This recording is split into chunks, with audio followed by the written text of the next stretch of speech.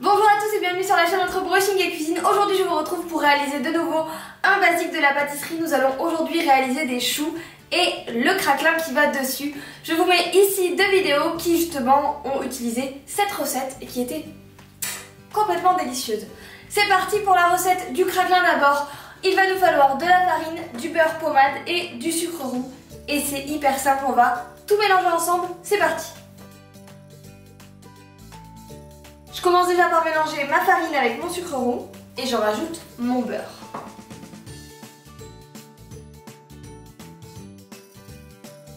Bien sûr, on se lave les mains avant, hein. J'espère que j'avais pas besoin de le dire. On réalise le craquelin en amont puisqu'on va avoir besoin qu'il refroidisse et on va le mettre au congélateur pendant qu'on fera nos choux. Le principe ici est tout simple, vous malaxez jusqu'à ce que vous obteniez une pâte homogène qui forme une boule. Voilà. Le craquelin va nous servir à faire en sorte que nos choux montent uniformément et également à apporter un petit côté encore plus sucré et très croustillant à nos choux. Et ça on aime. On dit oui au croustillant.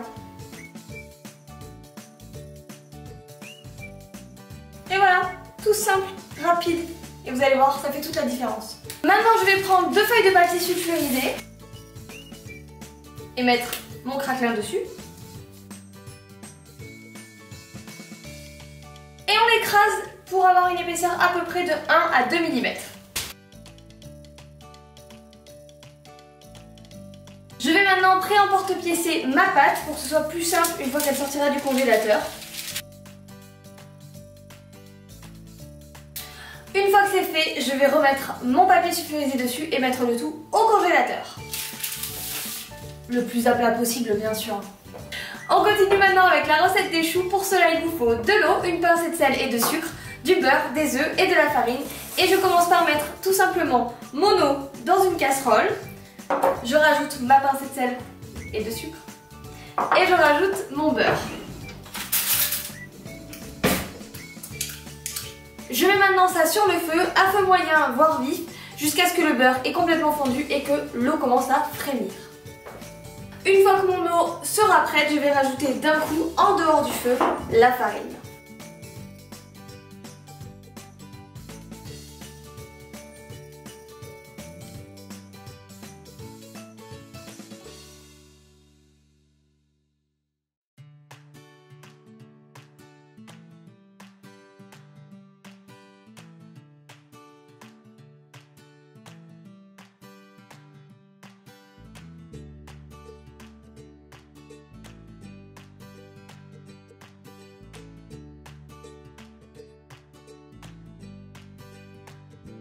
Maintenant que j'ai fini de réaliser la sèche de ma pâte, je vais mettre un à un les œufs.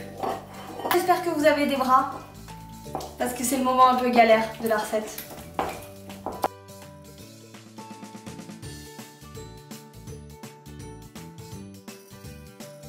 J'ai mis à chauffer mon four et là je vais mettre ma pâte à choux dans ma poche à douille. J'utilise un verre parce que toute seule, je galère.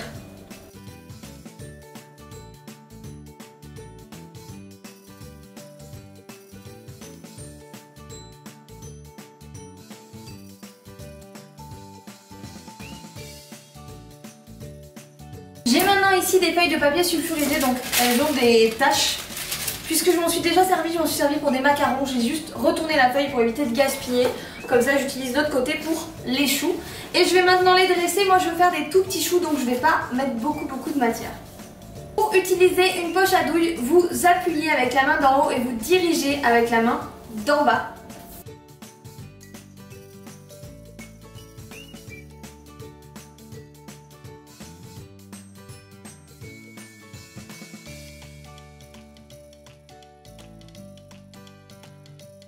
Mes choux sont dressés, je les ai fait de différentes tailles puisqu'en j'en ai des tout petits et des plus gros. Je vais maintenant sortir le craquelin, les poser dessus et les enfourner.